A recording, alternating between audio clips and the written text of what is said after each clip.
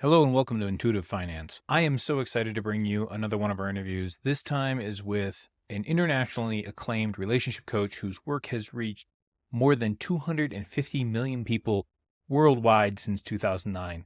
My guest today is Mr. Jordan Gray.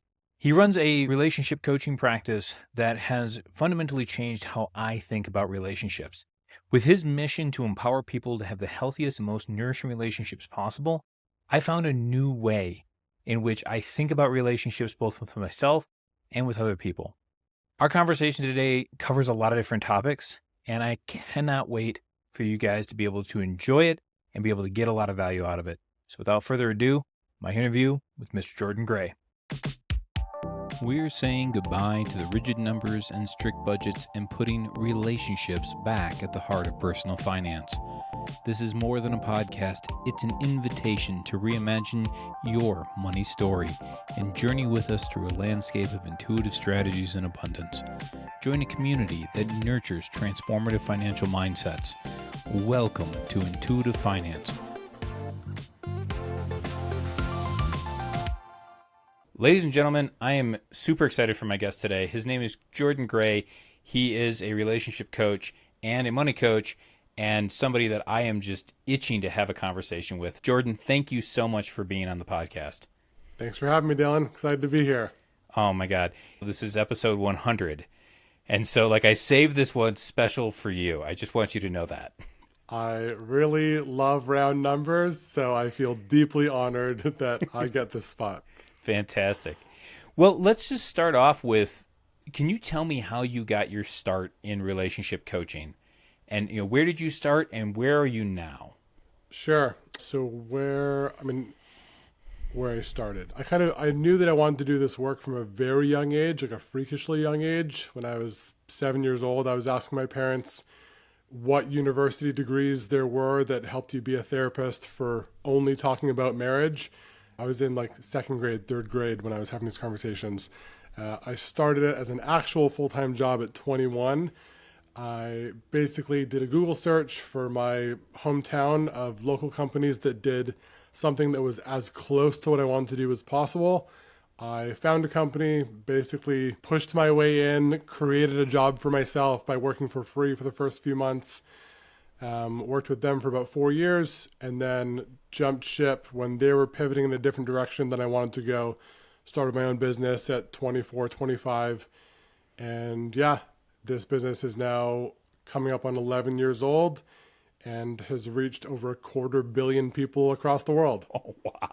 So starting off, just kind of bullying your way in, then up to 250 million people that have been touched by your work. So if someone was to ask you, put a pin on what it is that you do specifically with relationship coaching, what would you say? I don't have a top of mind one-liner, but the most honest spitballed response I can think of right now is I help intentional, proactive people have even better relationships, especially intimate relationships. I once had one of my clients, one of my favorite multi-year clients, he's like, you don't help relationally morbid obese lose 10 pounds. You help marathon runners shave seconds off of their time. And that tends to be a lot of my clients. I often kind of semi-facetiously joke that they have superhero syndrome, that they really want to be 10 out of 10 in every life pillar simultaneously, which is a blessing and a curse because you can make a lot happen with that mindset, and it can also trap you because it's a lot of pressure. And so, most of my relationship clients tend to just be a couple steps more neurotic versions of me because I have a lot of overlap with them, which is why they tend to resonate with my style of work. Amazing. So tell me more about that neuroticism and what it is that shaving seconds off a marathon, you're already talking about the elite at this point. What does that even look like in the realm of relationships?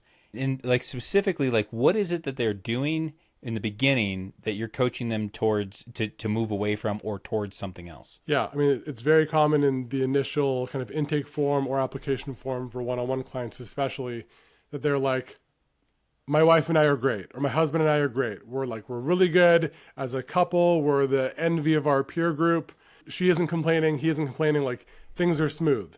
And I know that fill in the blank, X could be better. We could, one out of 20 times I lose my erection when we're being sexual and it messes with me. How do I nuke the possibility of that happening?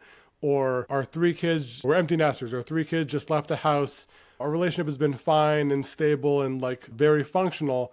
And with this new vacuum of, oh, it's just us again and our youngest is off to university.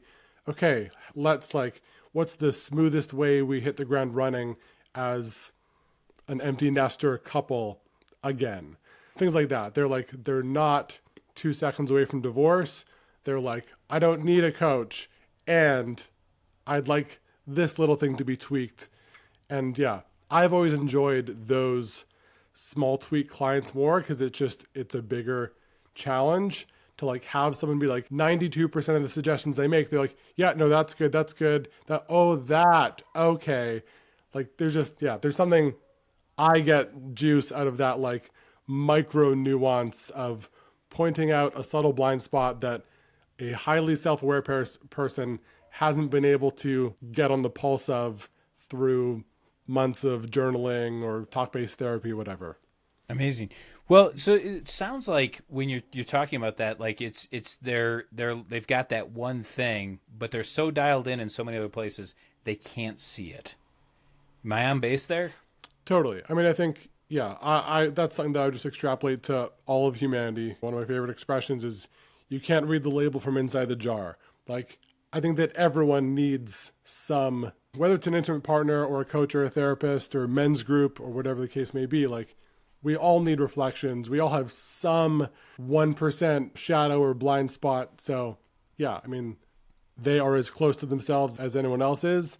And so they also need external reflection from people that don't live inside their heads. I am totally stealing the "you can't read the label from inside the jar." That is. I hope that you don't have a trademark because I'm taking it. Because I get clients that come in to the financial side of things and they're like, well, I feel we got spreadsheets, like we're doing just fine. I don't know why we would need a coach. And my whole point to them is like, what is it that you don't want to look at? What is the thing that you're missing that keeps you up at night or is in the back of your head? Or what is the thing that if we were having a cocktail party and we're like, hey, let's pull out your books and take a look, that you're not going to want people to see? Because that is the place where I can help you. Totally. Yeah, I would say it's the exact same place with the relationship. It's like there's something that either there's the most shame, fear, resistance, embarrassment around, or there's a mountain of reaction formation of, okay, I know that this thing's there. And so to not be with this, to not feel this, I'm going to build up several major pillars of my life so that I'm always sprinting away from being with that thing because I know that it's there and I don't want to talk about it or look at it. Oh my God. That is so poignant because I was just having this conversation this morning with a potential client and they said, well, but I'm really dialed in. And I said, yeah, but that's your comfort zone. Like what is it? You have adrenalized and have focused on this thing because you don't want to have the conversation we're starting to have. And so you're desperately trying to move it back. I would love you to talk more about that shame and that fear resistance that people build up. I'm sure you've seen that a lot, particularly because you're touching into sex. I'm touching into money, arguably maybe more intimate, but they're in the same jar, so to speak. Totally. Yeah, they're very similar place on the shame continuum. It's funny, I actually remember, so my longest term mentor, Phil T. Misselberger, talked about how he was like a direct disciple of Osho and he was very active in inner growth work in the 80s. And in one community that he was a part of around my birth year, coincidentally, there was one process, I forget the name for it, but it was like a 30-person experiential shadow work group. And one by one, each person would completely disrobe. They'd be completely naked. They'd stand in front of the group and they would talk about every detail of their finances, just like every bit. Like, here's my debt. Here's my savings in this account. And like, that was the process. Everyone else is clothed and just sitting there and looking at you and you get completely naked and say everything about your money. It's like, yeah, that would be an edge, not just in the 80s, but for anyone ever. I mean, I can't speak to the future in perpetuity, but like, yep, this stuff carries a lot of charge for people. Oh my God. Like I'm blushing just thinking about that. Like, and I'd be happy to talk about like the balance sheets and stuff in my life, but the idea of having to do it naked, like you're getting naked twice, right? Totally. Yeah, I mean the second kind of nudity, I think most people don't touch on forever. You might have a sexual partner in your entire life, and so you've been physically naked in front of someone. Have you ever had that conversation of like, here's actually everything about my financials? Unless you're talking to you or maybe your accountant or bookkeeper, but even then, you can hide certain accounts from those people. So, what was your original question? This is a big tangent. No, but it was right in the same spot though, right? Like because I do have couples who come into the financial court class and they've been married for 40 years. Yeah, they're married for 40 years. They've got kids. They got grandkids. They've done everything, but they've never had the conversation we're about to have. And Yeah, and so what I would like you to do is to talk a little bit more about the shame and fear that people build up. Like, and I feel like on some levels these things function as defensive mechanisms, right? And so I would love your experience and be able to just kind of like get the Jordan view of that shame and fear. totally. I mean, our minds are meaning making machines. And whether when it comes to our physical body, our self perceived and other perceived physical attractiveness, our sexual desirability, how financially fit or abundant or not abundant we are. Our mind loves, and society and conditioning and millions of messages that we get love to tie these things of like, ooh, this means something about you. In fact, it kind of means everything about you. Ooh. This number, it's your identity, it's your worth as a partner. If your physical attractiveness goes down, oh, they might divorce you. Oh, you lose a job. Oh, you made three bad financial decisions within a 2-year period. Guess what? They might leave you even more. And like you're going to get different weight checks and balances, different weight attributed to different things based on the default conditioning. The expression of, at least in default Western conditioning, this notion of women are sex objects, men are success objects.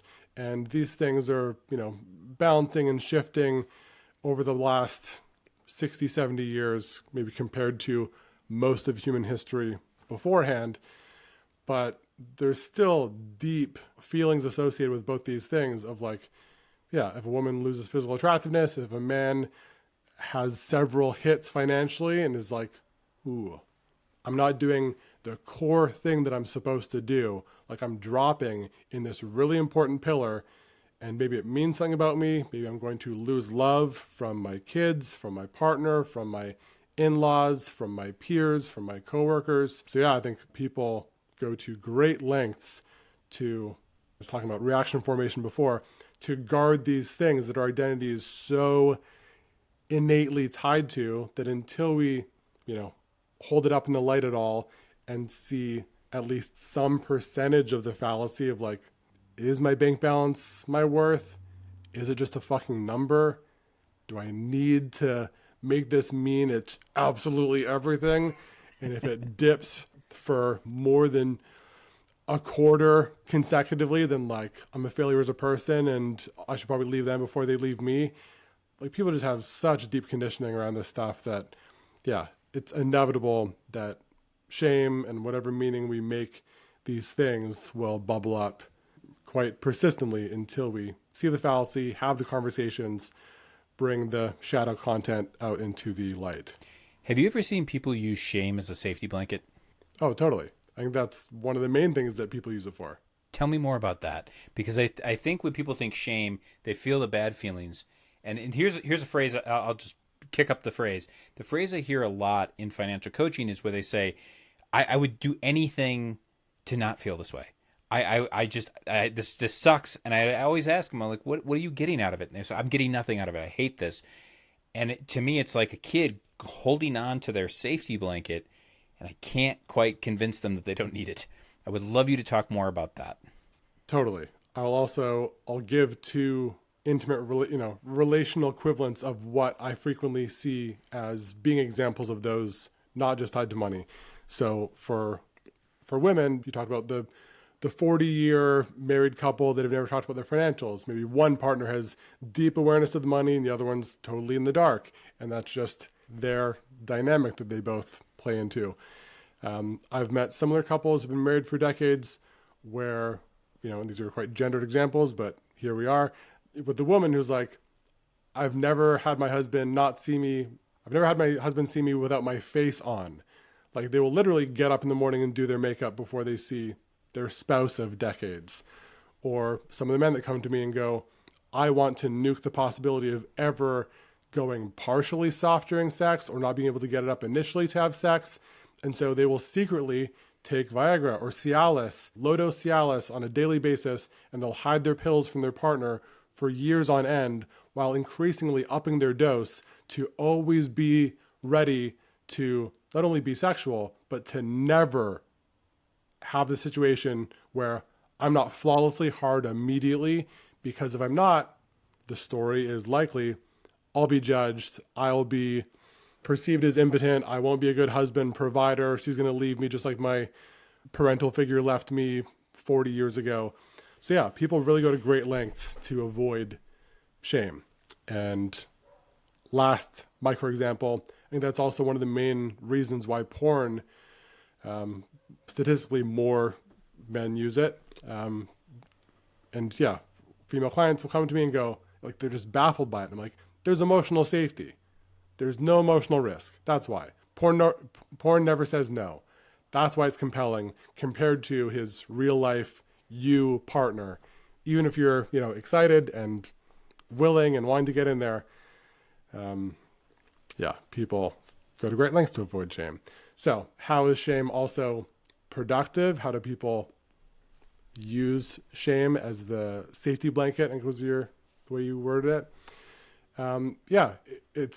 It's a very convenient way to stay small, to disown our power, to not lean into certain growth edges that are completely within our range of doability if we are just like shrinking up and kind of in this just like tight masturbatory, like, oh, but if I'm a small piece of shit and I'm not good at life and oh, look at my bank balance, I'm so bad with money, I'm so bad at relationships, I'm still single at 31, oh my God, whatever the thing is, we get to avoid taking some responsibility. We get to avoid the next growth edge, whatever that thing is for the individual. Oh my God. I loved your example where it's all, like in my head, I could just kind of see the person like beating themselves like a monk, being like whipping themselves, and they're getting off on it. Like one of the phrases I've heard you use in the past is like it's the ego jacking itself off. And that's exactly like I've seen people with their money where it's like they get to the end of the month and it's zero in the bank account. And they have like this story where like you can almost see the red cape flying behind them, and they're the hero because they kept the wolves from the door, and now she's gonna fuck me, right? And of course they didn't have that conversation, but and he was like, well, I didn't keep the wolves far enough away from the door. So then they spend more to create a bigger pressure to just continue to play this story. Yeah, and they get to have the 24/7 free drug drip of adrenaline of like, oh, there's always never enough. This is so great. I always get to be like right there, right on the razor's edge of living. Like it's a cheap secondary payoff that you get to feel this like mission, this purpose, this sense of aliveness in I'm always almost fucked. Like there's an egoic excitement to that. You get to feel the friction of aliveness, even if your mind, even if your self-concept, your identity says, oh, I hate it. I hate being broke. This isn't fun at all. It's like, okay, and is it at all fun? Are you benefiting from it somewhat? Are there financial decisions that you make on a monthly, quarterly, annual basis that do keep you in that range? Because just like some people love roller coasters, some people love horror films, some people love skydiving, there is some excitement in it. But like the ego hates acknowledging that there's even 1% decisions we're making or responsibility that we're taking. It's like, okay, like, no, of course not. I hate it. I only hate it. Like, okay, but maybe not. Maybe something to look at and just consider that there's a 1% sliver of enjoyment or at least secondary payoff. Okay, well, I guess I get to avoid this other scary thing. Okay, cool. That's progress. Oh, amazing. Well, and while you were saying that, the one thought that popped up in my head was predictability, right? Like you may hate all of these shame points, but it's predictable. You've been there for so long. It's your homeostasis. It's the Cialis guy, right? Like he's taken the boner pills because now the boner is predictable. You're Yeah, trying to you can guaranteed. manipulate because it's predictable. I take 6 shots of tequila. I know exactly what's going to happen, and it's all bypassing, isn't it? Yeah, and there's a lot of comfort in that guarantee of like, even if it's a situation or an outcome that I say I don't want, there is the safety blanket. There is comfort in that familiarity of like, well, again, the same as until there's conscious intervention and self-awareness with it, people don't tend to, initially at least, they don't call in partners or attract partners that are ideal for them. They just call in what's familiar. Oh, you're like my mom. Oh, you're like my dad. Perfect. Let's do this. And then 2 years in, I'll go, oh, you're just like this person. It's like, well, they were from day one. You just didn't face it initially. I fun fact, I'm in a men's group, and I one of the guys in the men's group, we were having a conversation last night, and he was telling me about like, well, it's really nice, and I like this person. I'm like, yeah, but you describe your mother and then you describe this person and they're like the same person, just 40 years younger. And he's like, I don't think that's true. And I'm like, have you considered that you're in this relationship because now you have someone who's like your mom, but they love you this time? And now that you've hit 2 years and the cool points are off, it's starting to come apart. And that was a conversation he was not ready to have. And it's the same thing I think with money of like we either do the same thing our parents did, right? Whatever we saw, or we do the exact opposite because we think it's going to be predictably the different thing, and both are wrong. Yeah, I mean, I think either way, we're going to carry the torch one direction or the other. I think that's kind of, from my worldview, that's kind of the best case scenario is we go, okay, here's the relay race. They passed me the baton. They were able to take it this far. Now I take it, and whether I run 10 feet or 100,000 feet is up to me. But yeah, until you get someone to really face that personal responsibility piece of like, okay, can you be with reality? See what your situation actually is, see what your desires actually are. Where do you want to carry this baton? How far is up to you? Now what? Like, what are you going to do with it? Amazing. Talk to me more about the reality piece. Because one of the things you said was we want you to be with reality. Here's something I hear a lot back. Who decides reality? And it's like it's as if it's this like amorphous thing that anyone could have any version of reality. How do you ground clients into reality? Well, one of the first things I tend to lead them in with is just getting really clear about like what the reality is of their situation. What results do you have in your life? I've never read the Bible, but I think there's some quote that I'm paraphrasing that's like, and you shall know them by their fruit, something like that. Yeah. Just like, what results do you have? Like the person who's like, but what's reality and who's reality? It's like, that's already very like slippery mind ego noise. And I'm like, okay, so let's just, of the infinite realities. And yeah, sure, you have a different reality when you're sober and waking up versus consuming 4 grams of mushrooms, like whatever, fine. Yes, you can have your multiple tiers of consciousness and blah, blah, blah. But for the sake of this conversation that we're having, that I'm having with this hypothetical person, it's like, what are your numbers? What's your bank balance right now? How do you feel about it? How paid off is your mortgage? Just like, how is your life going? What are the results of what you are currently sitting with? So through the filter, through the lens of, we're talking about that level of reality, there are certain things, and yeah, the reality piece matters to me, especially because, yeah, especially around money focused clients that I'm working with, they're people that have really struggled for years, if not decades, tend to have a really like patchy, creative, martyr type relationship with reality. Like I was talking to one client a few months ago, and he was like, oh, the going rate what was it? The going rate for rentals in my city, like they're this, but they really should be like this. And it's like, what do you mean they should be?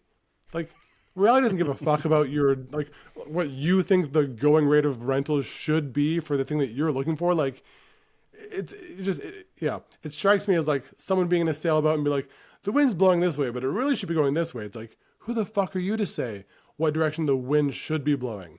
The wind's blowing a certain direction. Get right with the reality, feel that in the tangible, three-dimensional world of like, this is the world I inhabit. I'm looking to influence or manipulate or shift energy in the material realm. So that realm. So if the rentals are this, that's what the rental is. If your bank balance is this, that's your bank balance. If you think that an OnlyFans star shouldn't make more money than the priest at your local parish, like, you're wrong. So let's just like strip away all the bullshit and all the noise and all the shoulds and just get increasingly sober about how the world is currently working. Because if you strip Warren Buffett of all of his cash reserves today, and you do the same thing with me, I think he'll probably figure out a way to monetize his life faster than I would, even without personal contacts, because he has a clearer, right relationship with reality than I do. And so just the degree to which you have deviated from reality into stories and shoulds tends to really show up in the tangible results in your life. And I think that was the point that like, you kept saying should. I'm like, that's it. When they say should, that's the unreality. And I think about some clients where we start talking about the money stuff and then they want to talk about sex, right? Because it's a more comfortable topic. And sometimes I'll indulge them. Most of the time I won't. But I remember that, like, there's a guy who was like, well, I find myself looking at other women, but I shouldn't be doing that. And I'm like, well, but that's a judgment, right? Like you're judging that, but you are. And so, like, how do you deal with where you're at right now and then move forward from there? Totally. Yeah. And that orientation is very like I shouldn't be doing this. Is that like self-whipping, just, yeah, egoic should thinking of like, oh, like reality should be different. It's like, okay, if you're actually pointing out on a level of responsibility, I notice myself looking at these women a bit too long and it doesn't feel right. And it's like spilly energy. Cool. Clean it up. Do something about it. But if it doesn't feel true for you, like you don't actually want to shift the behavior, maybe you're single and you're looking at someone and you're like, oh, it's wrong. And is this toxic masculinity because I'm looking at another human? It's like, if it's just bullshit and you're like, no, the growth edge is self-acceptance, and go, this is fine. This is okay. I'm a human mammal and I'm allowed to look at other people. Like, either the realm of responsibility, do something about it, shift the pattern, or get your shameful self-assessment out of here, because what is it actually doing for you? Nothing. Amazing. I just in just listening to you talk about, like, you have to look at this and you it's bullshit, and self-acceptance being the edge, right? When you're working with a client and they're having trouble with that and they're saying like but I'm not worthy of this. I'm not worth this. I'm supposed to be this other thing, and how could I be accepted until I've done X, Y, or Z, right? I'm thinking, like, in the money world, it's like, I'll be complete when I have $1 million. Well, I have clients who have $1 million, and I can tell you categorically that's not true, right? Or I'll be complete when I pay off my debt, or I'll be complete when I fucked 100 women, or I'll be complete when I finally get married, right? Like, what is, when you're driving towards that edge, like, what's that like, shepherding a client towards that edge? Where they're going to have resistance, they're going to have shame, the ego's just going to go completely bonkers. What's that like? I tend to orient more towards the sliver, the wedge of doubt. It's like, are you 100% sold, and is there complete rigidity here, and there's no openness to the notion that reality could be anything but that? Like, are you confident that this is irrefutably the case, and you can't think of one other example of another human being out of the 8 billion plus where that's not the case? Or is your version of reality the objective, correct one, and you don't actually want to change it? So, like, if there isn't 100% certainty of, like, this is the only way, it's the only way it'll ever be, like, yeah, I get into the, okay, well, if you could be 1% wrong, if there could be any other reality, let's just play in that 1% little wedge in the pie chart, and then see if we can make it even more wrong by deploying a new behavior, even if your mind is like, this is stupid, this won't do anything, there's nothing good will come of this. But then you get positive results from doing the weird, stupid thing. And oh no, now the 1% wedge is like a 6% wedge. Fuck, my identity's feeling threatened. And then I did it again, and now the 6% is 31%.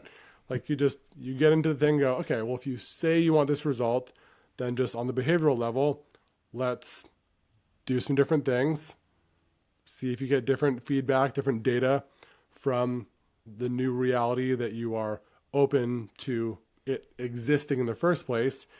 And then you build the evidence that's just that at a certain point becomes so laughably like, oh, this thing just like drowns out the old thing. And now I can increasingly see how the old thing, yes, it was a safety blanket made out of asbestos and it kept me warm and it was killing me. So yeah, I will put that in the dumpster and move forward. I just get this image of a guy standing there refusing to move, and you're sitting there with shims and a hammer underneath his feet, like just building it up until he falls forward. Then he stands up and he's moved. You're like, yes, okay, like get more shims. Just keep chiseling them forward, and that is how it does feel sometimes. Yeah, and everyone has their different pace. Some people they come to you when like they're really kind of on the just they're becoming quite tired with the belief or usually the results. Like the results just aren't resulting. So like, okay, maybe there's something I'm not seeing. Yeah, it's usually less maybe my beliefs are off and more like, okay, maybe there's some blind spot. There's some way that I'm applying my definitely correct belief that isn't going well. And for those people, there has to be enough pain. They have to have smashed their head against the same brick wall enough times and the blood's running down to their waistband and they're just like, okay, maybe I'm wrong. And in that sliver of openness, then they tend to be more receptive. And yeah, the people that aren't in max pain stage just tend to have more fluid identities, have cultivated more of the habit of like, I love when I'm wrong. Please tell me where I'm wrong, because when I'm wrong and I know that I'm wrong and I get to like comb out all the psychological knots from decades of prior existence, like only good things have ever come of it. So change of self-perception, change of identity, change of habits isn't as scary to those people because that's just what they've been doing for years at that point. Well, it sounds like a lot of this is helping the client get to a yes, right? The shame is all no, no, no, no, no, but then walking them to a path to be able to be open and say yes. And I know in your own path through business, through relationships, that you had a number of those as well. So what do you say to the person who wants to say yes but is afraid? What is the path to yes? Who wants to say yes to just Anything. a new like level of them? A new level. Somebody who wants to quit their corporate job and be a banjolele player, right? Or that person who's just really been into baking their whole life and they just can't do it. Or the person who really just wants to be able to date a woman, or somebody who wants to make $1 million. How do we get to yes? Yeah, I mean, there'd be a decent amount of calibration as to who the person was, how they were speaking. Just you can kind of hear someone's worldview by the word choices that they make. So someone that would need a bit more leverage, like usually someone who's really been in a sense of life purgatory, has golden handcuffs, is quite comfortable. Things are fine. Things have been fine in my marriage, in my career, my finances. Like, I'm not drowning, but I'm not happy. For those people, because it might sound strange to some, but I think that like the purgatory, the forever in the middle zone is, one of the most dangerous places to be, because people that are feeling the max pain, like they have motivation pretty accessible because they really hate the current state of their life. They hate the results, they hate the job, they hate their finances, whatever. And so it's easier, someone with a splitting migraine and someone's like, here's a magic painkiller that will take it away right away. Decently high motivation to stop the pain that is very clear and obvious to them. So someone in the more middle path purgatory, for most people, again, I'd calibrate somewhat, but usually I go pretty quick to death of like, death is the ultimate motivator. You have what, 10 years, 40 years, 75 years, if we really extend longevity from whatever your current age is, how do you think continuing on this trajectory of middle path, purgatory, very quiet misery, how do you think this compounds even in 5 years? Not your deathbed, not, ooh, imagine what this feels like with 50 more years of bullshit, But like, okay, you today, you're in this place, you're not really happy. Your kids are getting this version of you, your spouse is getting this version of you. When you look in the mirror, you're like, eh, this isn't who I know I could be. Take this and compound it 5 years. Everything that has any joy, brightness, aliveness, the light in your eyes, let's just assume that we can turn the dimmer switch down 70% on all those things, and all of your drinking, your neuroticism, your nightmares, the physical tension in your mid back, like whatever things are the annoying kind of back burner grievances, let's turn those up 70%. Because personally, I think that there's nothing more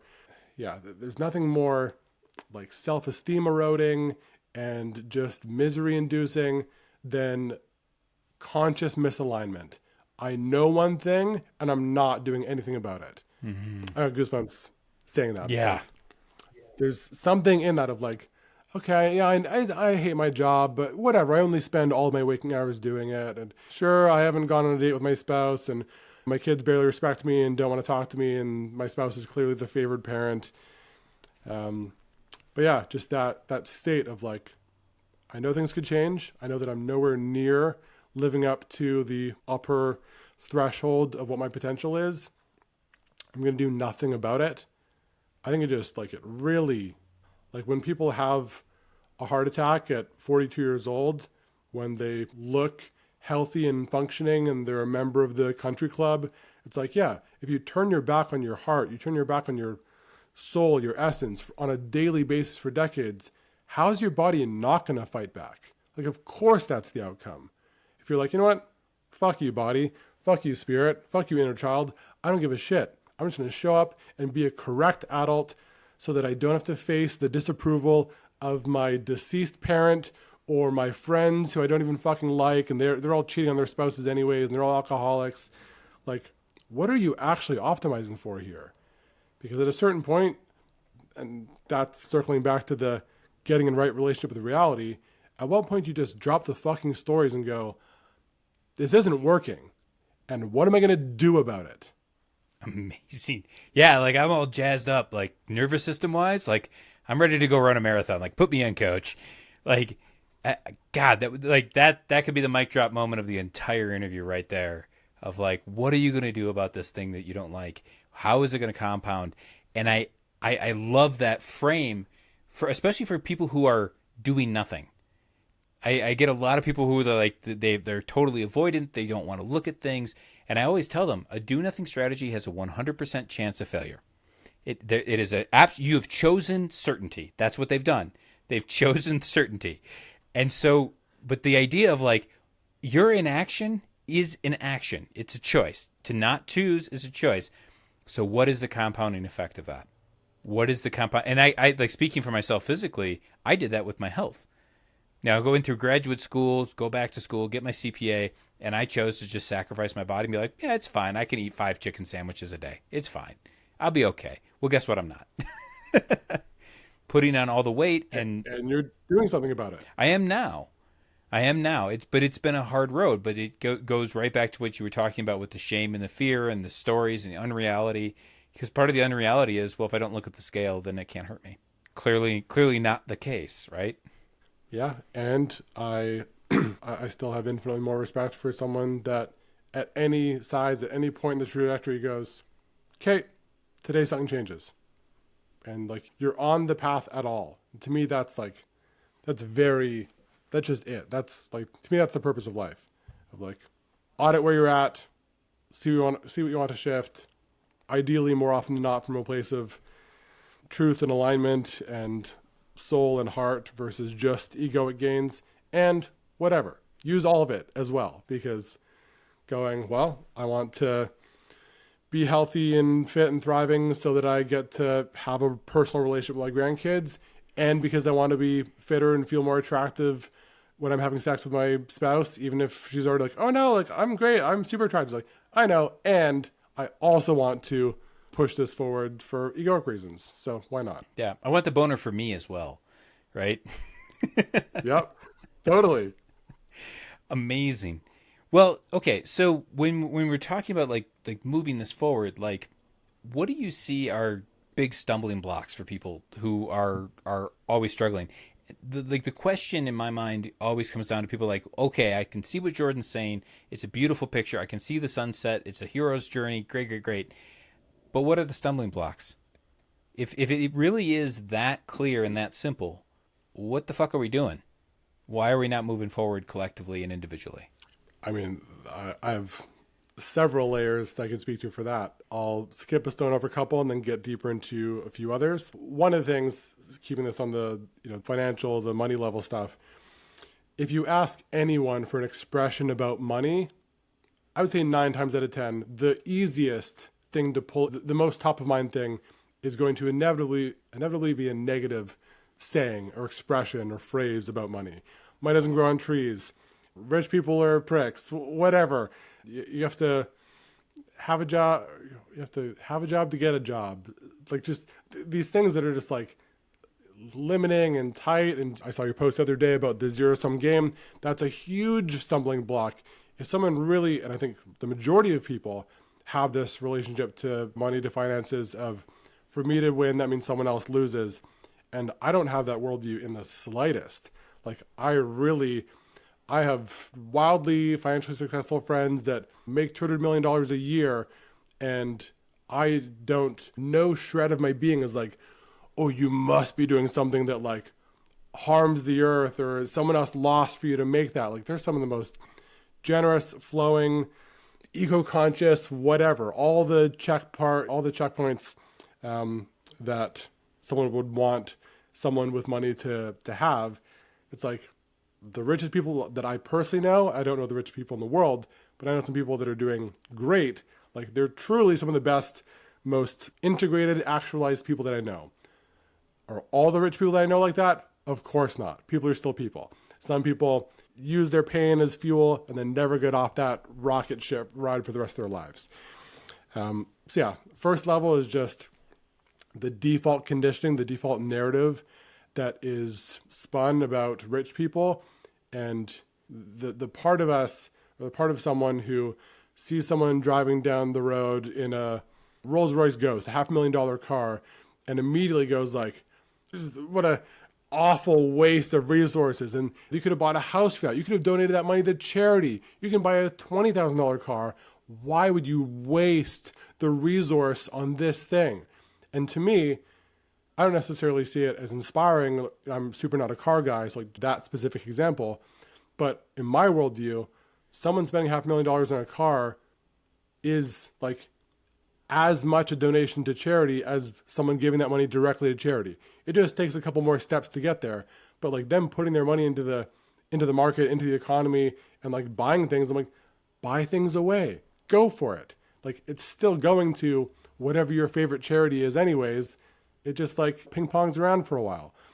So the zero-sum game, the terrible conditioning that people get of people with money are awful people.